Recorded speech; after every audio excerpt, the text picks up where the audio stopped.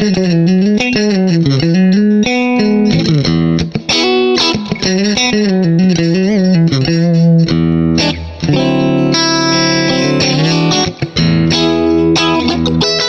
you pedalboard people. We're looking at not a lot, but still cool. Why not a lot? Because we're really looking at one knob extra. To this is the Carl Martin compressor limiter. Actually, it really isn't. The actual Carl Martin compressor limiter I've got over there, bigger box, has been around for frickin' ever, and it's one of the boxes people go to when they want compression. Andy Timmons got a double one. Don't know exactly how that works, 2 different settings or parallel, serial, I have no idea. But it is one of the prime compressors people go to. Carl Martin's been around forever. I'm going to say it because I love my people from Carl Martin. They've been around so long that they kind of missed the whole pedal craze and fancy colors and cool graphics and all that shit, and they just keep making amazing pedals that a lot of you are not seeing because they don't have the flashy goat beast on it or something.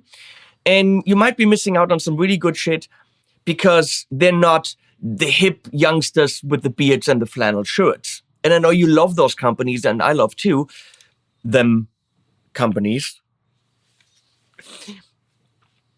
But Carl Martin doesn't do frills and look at me. They do.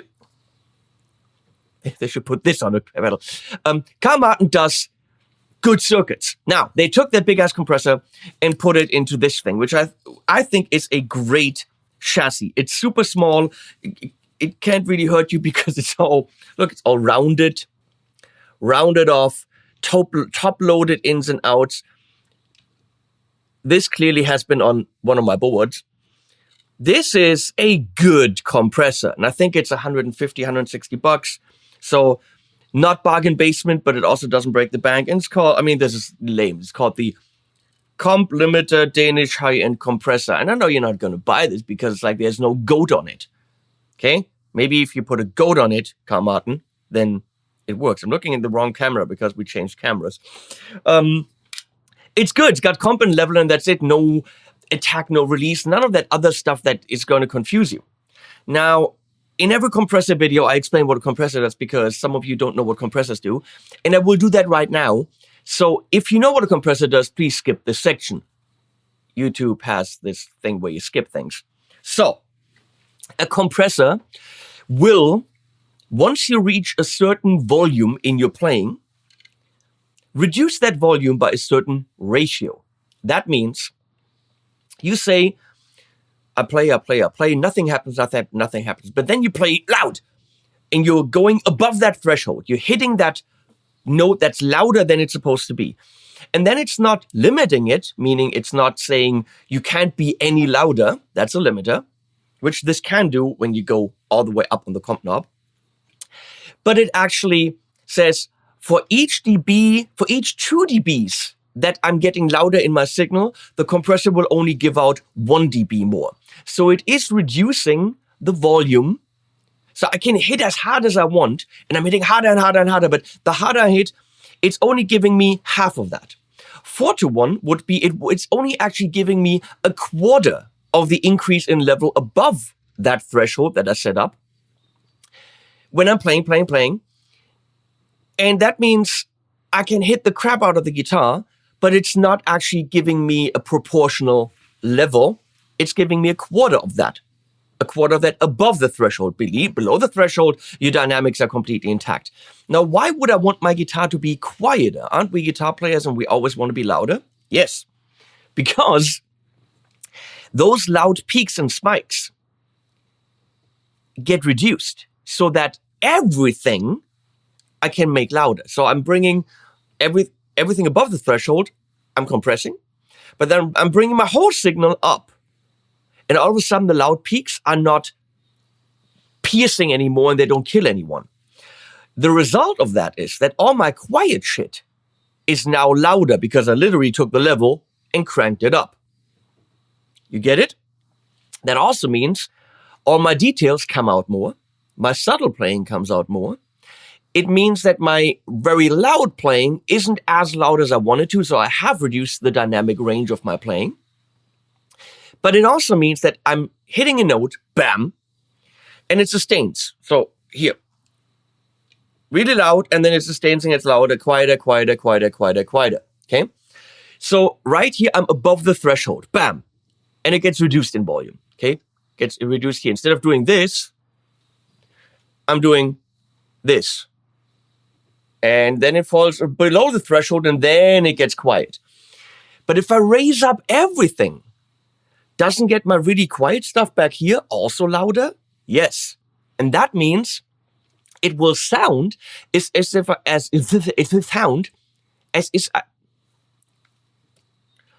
will sound as if my note sustains a lot longer, which it doesn't. All I've done is made the loud stuff quieter, so I can raise everything up in level. And then the quiet stuff back here isn't down here anymore, it's up here. So the quiet stuff in my notes, in my sustained note, is louder. Therefore, it sounds as if my note sustains longer. That's very important for ringing out chords, for making single notes sound as if they sustain longer. Maybe for solos, it could be great. For bass, of course, it's great. If you want to hit that bass note and it just has to sit there and have a lot of sustain. So for bass, a compressor is important. I'm sure there will be videos of the new thing that's on the table over there. What? There's no table. There's just room. So that's important. However, with this thing, you can't set ratio. I don't know what the ratio is. I'm assuming it's probably a 2-to-1, 4-to-1, something along those lines.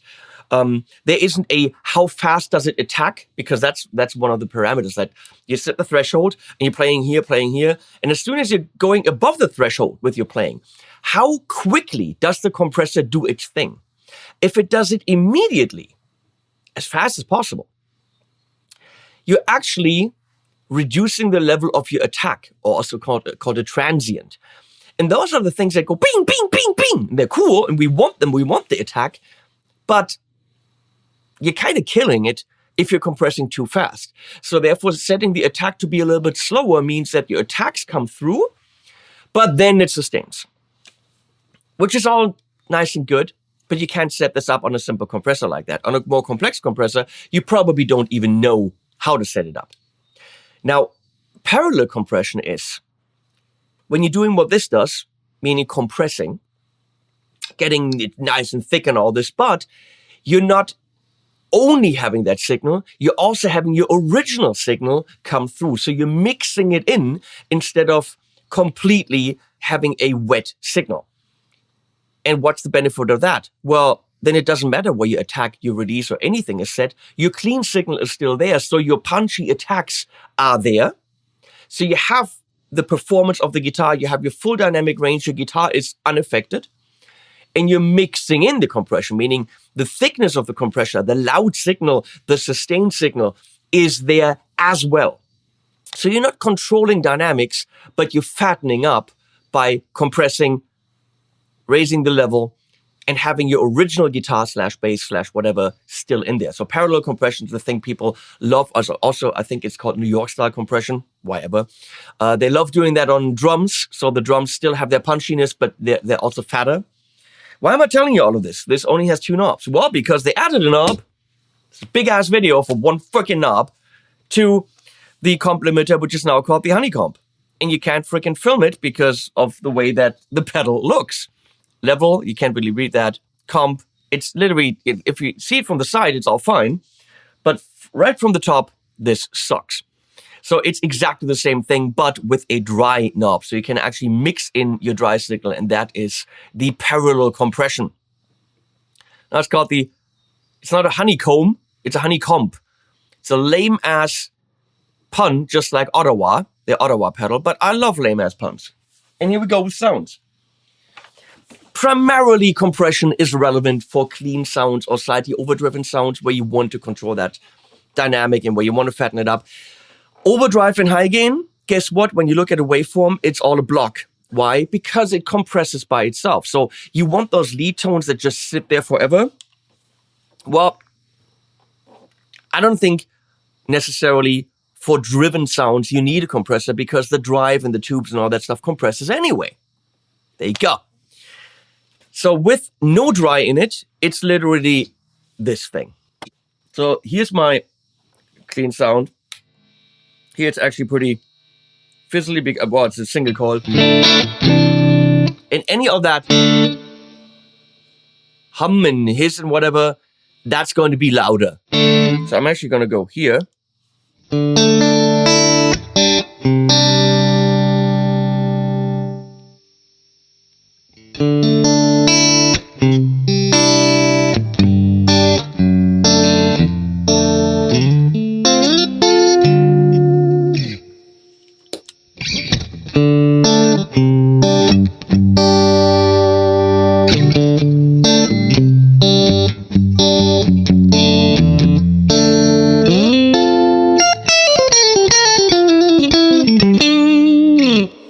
Now that's got spanky to it and it's got attack, but you will notice, maybe you won't, I do, when I get the dry signal in there, that it's spankier, that the real guitar, the clean guitar comes through a lot more and the compressor is added in.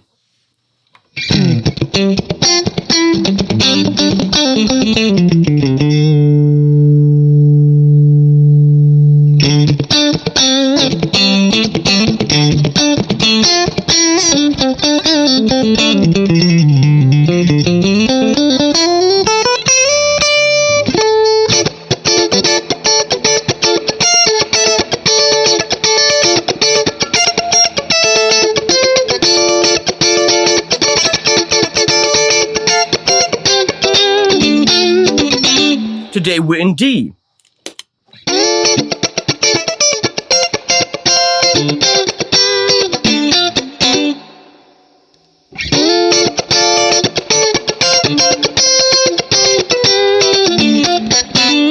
I mean, for that part, there's no question. You want the honeycomb on. That's just, it's fatter, it's spankier, it's in your face.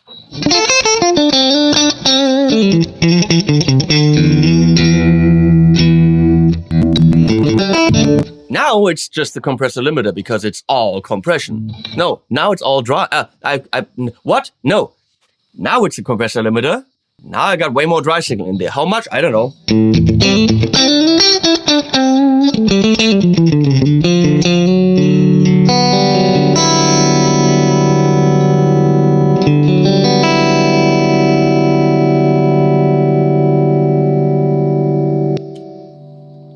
That's where my signal actually is.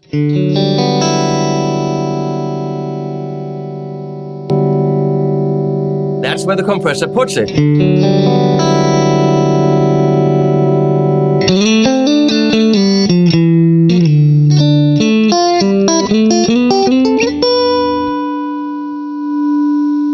make it even louder.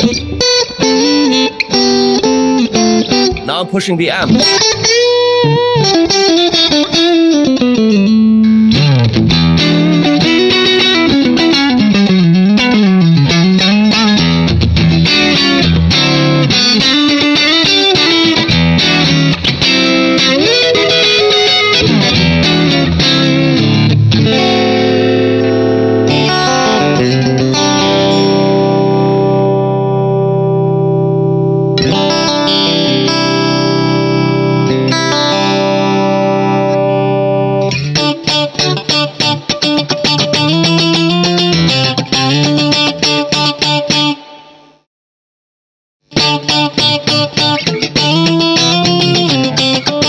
Let's compress more.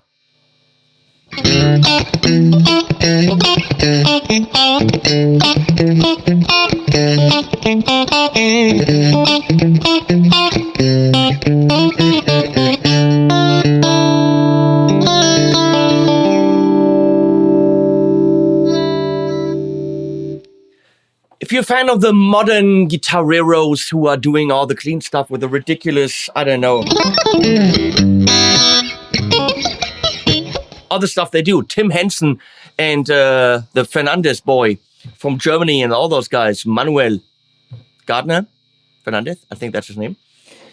they do this kind of stuff where they do the tappy stuff. And then they do. And all that stuff. But when you look at it, it's very, very clear that every note is right there and every note is ultra spanky, and they're doing this with the lightest touch because otherwise they couldn't play like this. You can't put a lot of force on it at those speeds. That is all achieved with ridiculous compression, especially when playing clean, which is what they're doing.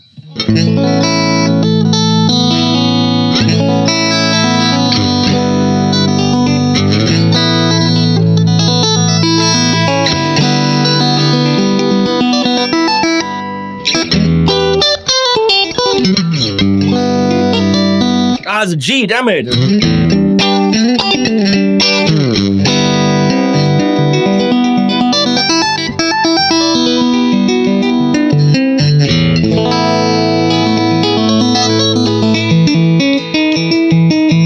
Lydian!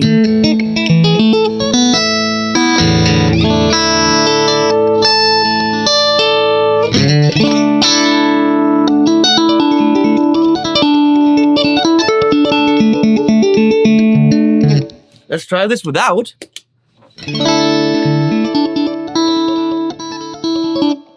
Doing the same thing, but you can clearly hear the notes don't pop out because the quiet stuff is still quiet.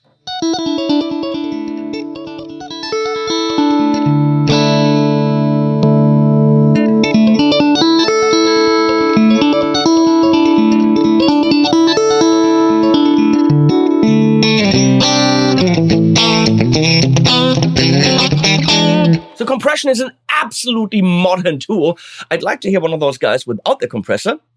Don't know how much they talk about it. I don't know. I'm an old fart. What do I know? I play power chords, moving back and forth. D, C, good stuff. You know what, people? I'm done. I've talked about a freaking single knob on a compressor long enough. Make this big, Leslie. It's actually crooked. You know why it's crooked? Because I have this cable on it, which is pulling on it, which is Zeola silver cable. Awesome. Zeola video coming up. Does the cable matter? I don't care. I have one, so I use it. The Thomann old compressor was good. That's why I kept it and why I have one. The comp limiter is good. That's why I have it. Look how small that thing is. Now, if you want it in parallel, Honeycomb will do it. And I'm going to say that the parallel, do you need it? Do you not need it? It doesn't hurt. And I think it preserves your attack more than the normal one does. So if that's, I don't even think the comp limiter is still going to be sold. I'm not sure. I think the Honeycomb is replacing it because you can simply, there, I made the comp limiter out of it. Now it's the Honeycomb. Done. Cool box. Thanks to my friends from Thomann and Mario from Face for sending this thing over. This was unpaid, but I do get the Honeycomb because I want it. And I'll put links below. And animals at the end.